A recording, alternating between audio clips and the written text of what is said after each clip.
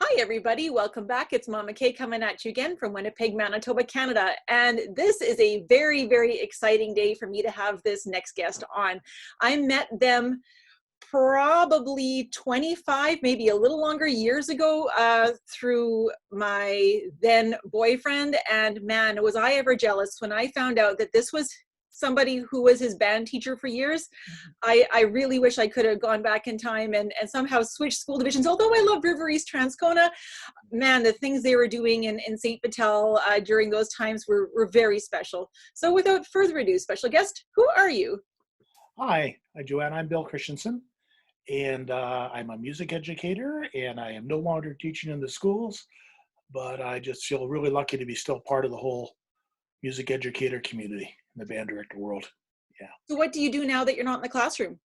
Well, I now do some sessional teaching at the University of Manitoba, one course in music, which is the Introduction to Jazz for Music Educators, and then I do a curriculum instruction course called Teaching Music in the Senior Years for education students. So I do a couple of courses each year. Sometimes I've done up to 4 courses a year, but those are the 2 that I kind of continually do. So it's great. And then I'm doing a fair bit of adjudicating and workshops and conferences and things like that. And that's been fun. Spent a lot of time in Alberta recently. Spent a little bit of time in Ottawa with Simone this last year, which was great, and time in Saskatchewan. So yeah, moving around and getting to see all kinds of great teachers doing great things.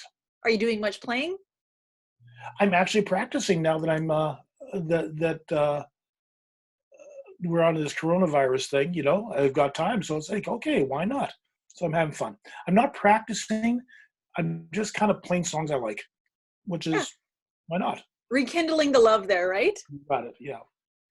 So I won't ask you now because I believe you will reveal all when you talk about what your journey was from baby Bill up until like when you got into music as a career. What was your path? What was your journey?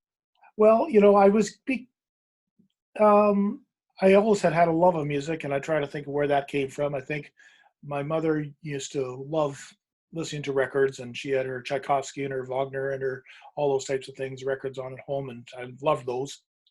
And just always, you know, had a love of music, although I would not, and to this day, do not think that it was something that I came by very naturally. You know, if we were all singing songs in the car, I was the one the others were looking at going, Bill, can you find that pitch, please?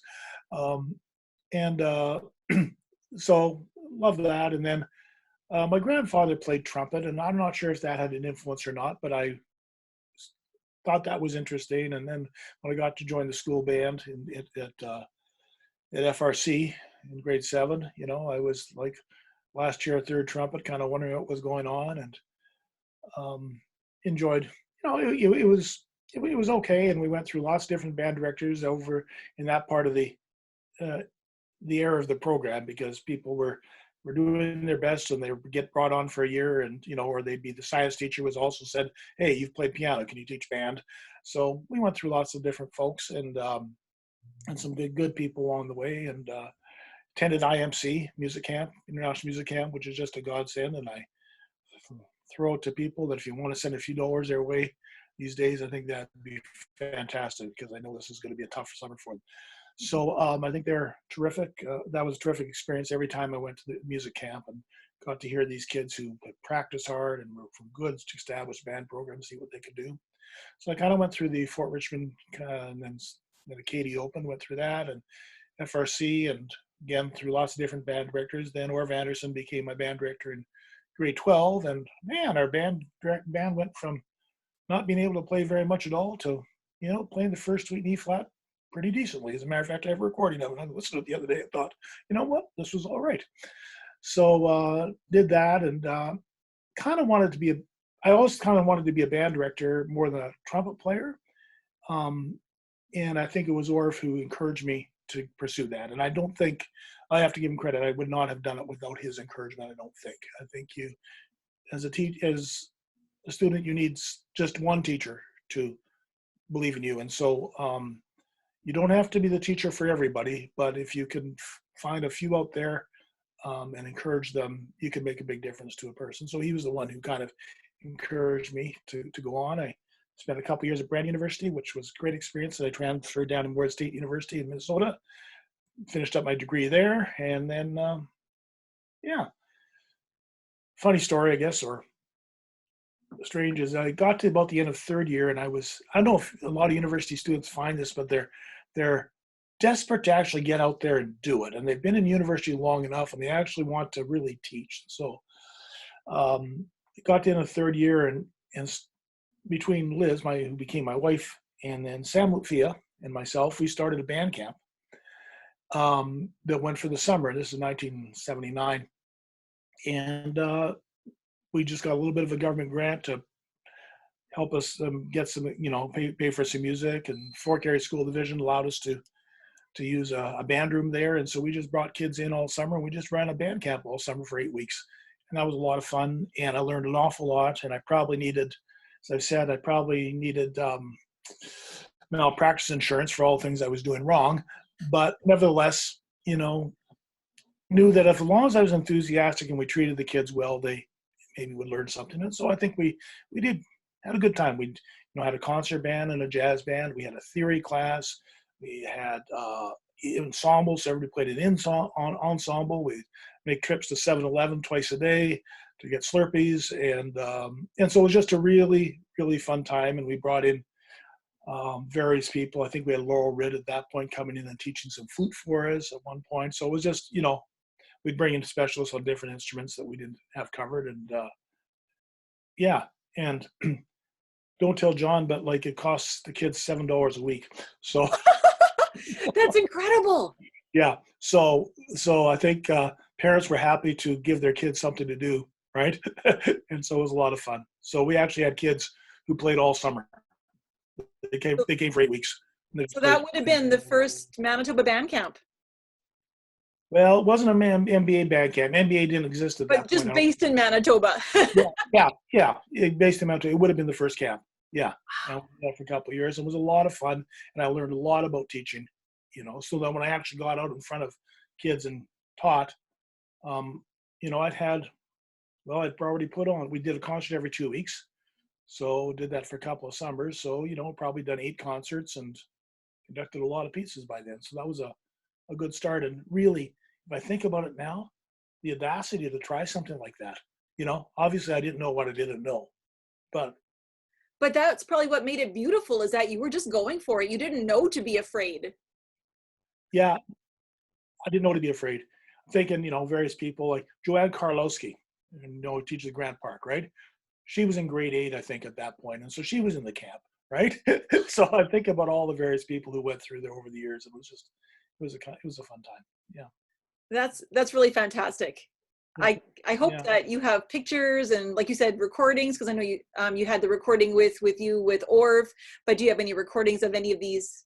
No, we don't have. I don't think we have any recordings of that. You know what? I might. It'd be interesting to check around. I think, it'd be interesting to know.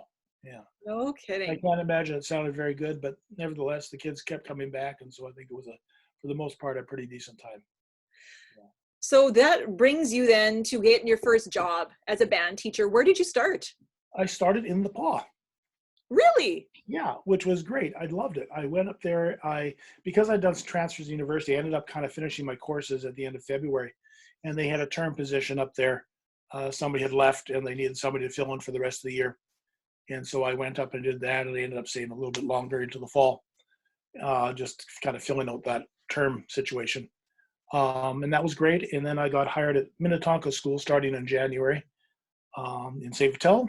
And that was great. I thoroughly enjoyed that. Learned a lot. Again,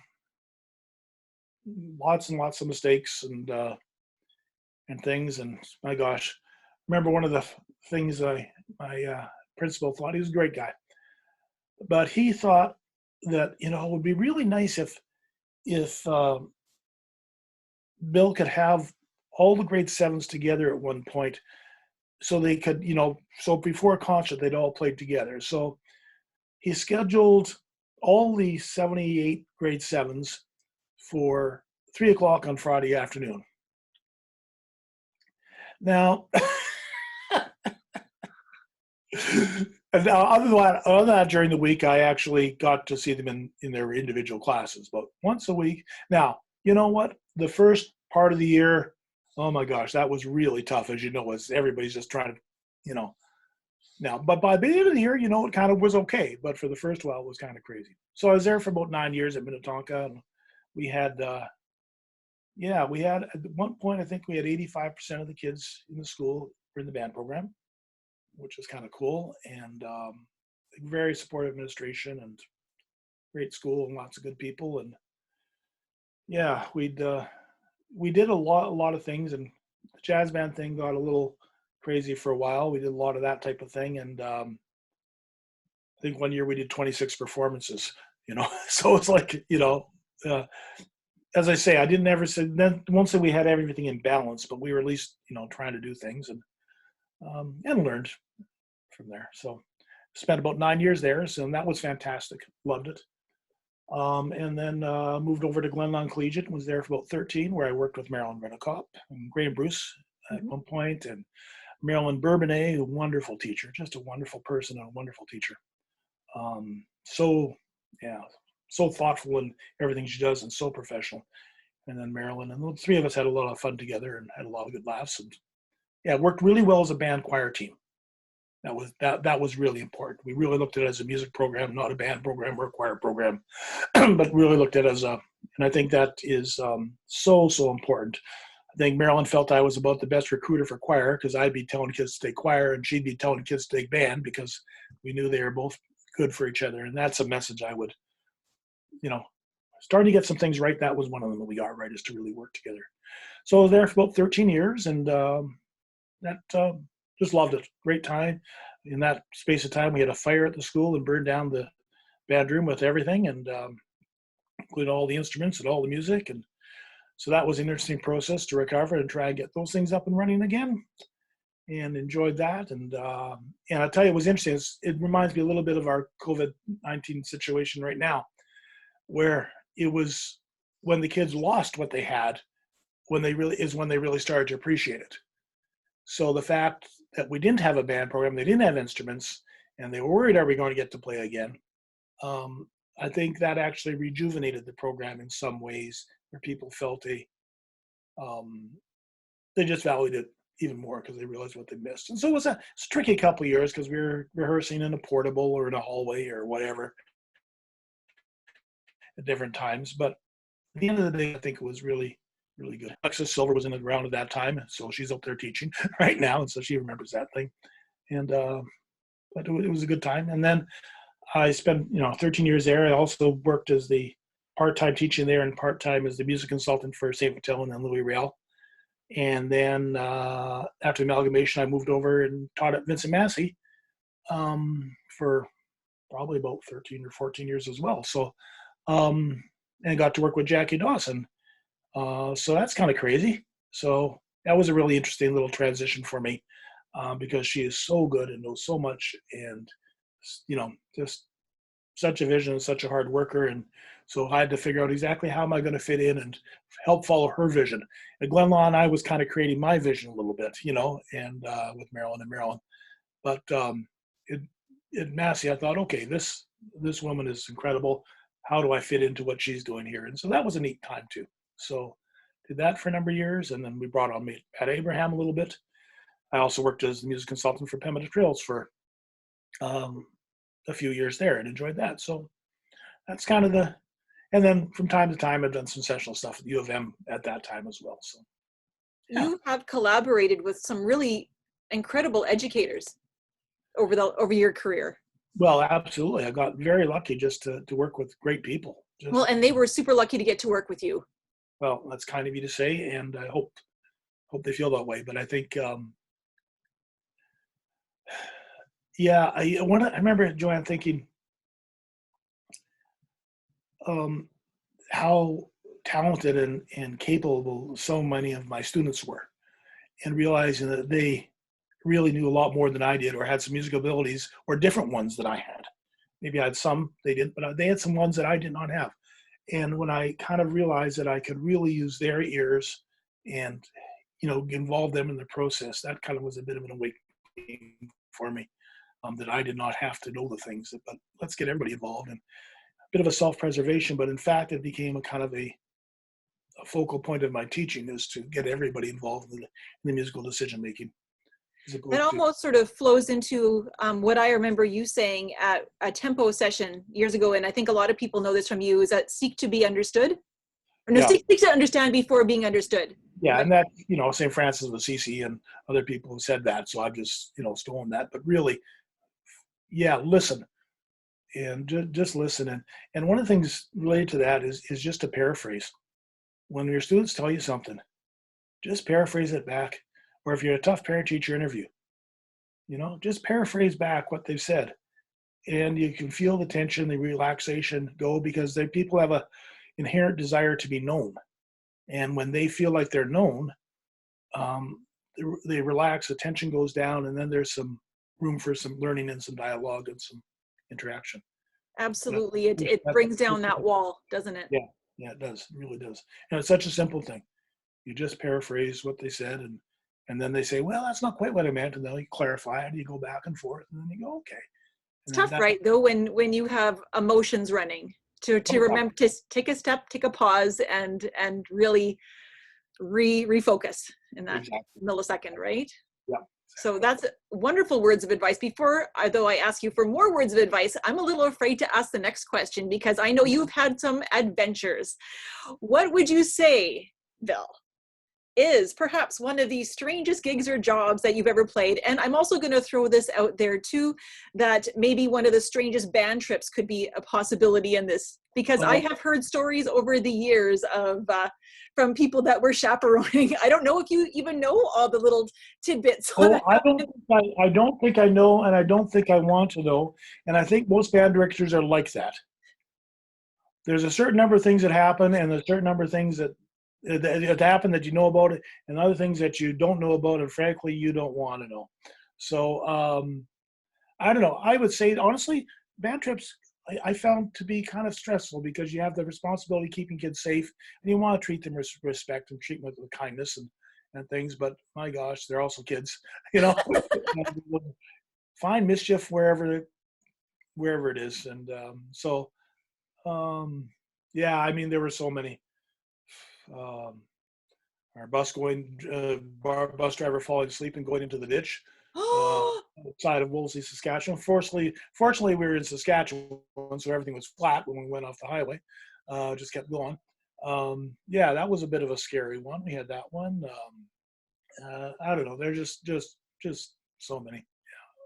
Yeah, can't even begin. How about you as a player, as a trumpet player, as a musician? Have you been involved in any sort of bizarre gigs?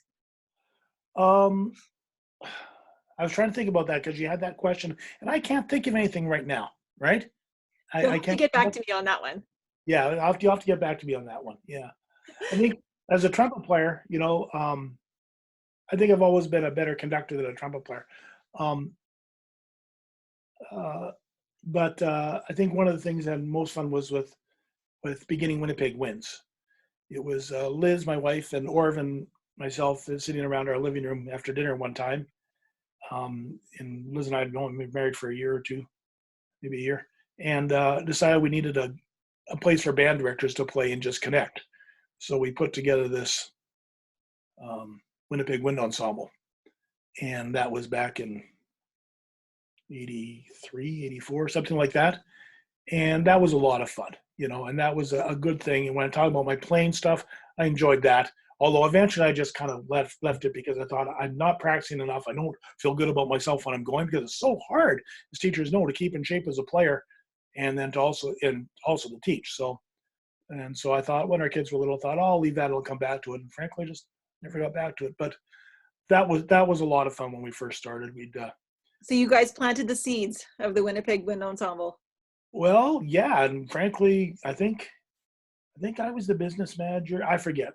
It was about the three of us, and I just made the phone calls and phoned Andy Kloss and said, do you want to play? And just phoned people and said, do you want to play? And we met one Monday night, and although that was a little bit difficult, because that was Monday Night Football, and some of the people were going, I'm not sure, that's my Monday Night Football night.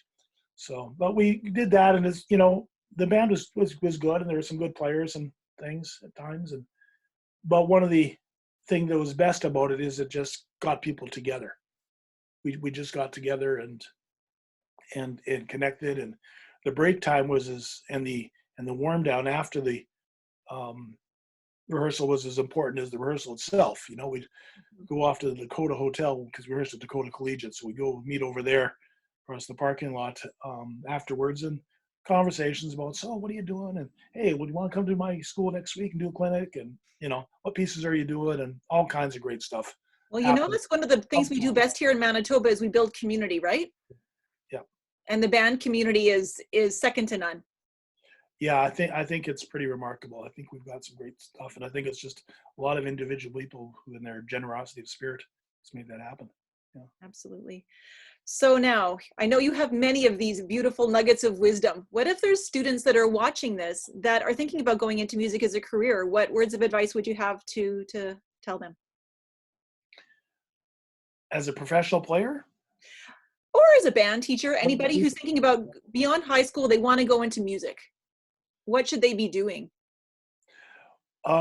first of all, do they really love it, and do they love, you know, just being involved in it is so important.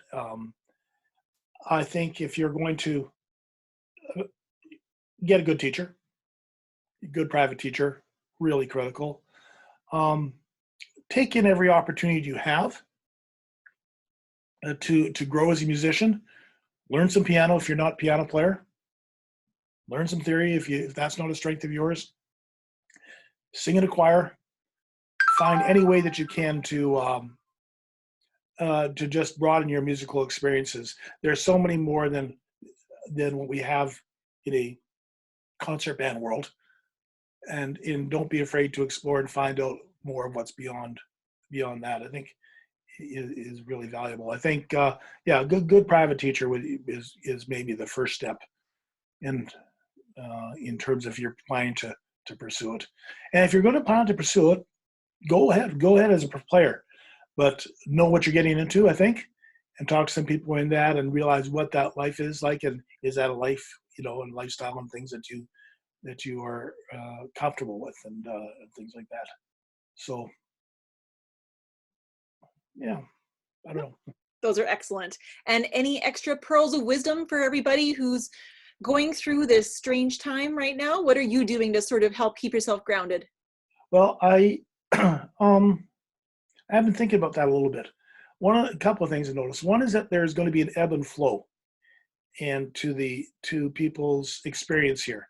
And some days you're going to get quite excited about something you figured out for your students, or something's working quite well, and go, yeah, this is great. And then there's going to be the days where you kind of wonder if you're doing anything worthwhile at all. And so recognize that and know that I think is going to be normal and understandable. Second, I think, is to recognize how, as much as we try to nurture our students and through their music making in themselves in our classrooms, we actually get fed from them as well. And we thrive on our connections with students. And I know many teachers that's becoming very, very real to them. I think that's why I'm feeling the emptiness right now, is because that relationship isn't there, that in-class time together. Exactly. The relationship is not there. And how do you replace that? And Zoom works pretty well, but it's not quite the same. So those daily interactions where you get to are difficult. So find ways to replace those. Related to that, figure out what got you in this in the first place. And I've said this many times. So go find that piece of music that you really loved when you were in high school, and find a recording or play it or get out your instrument, but reconnect with some of those pieces that really got you at a particular time in your life, almost before you became a music educator.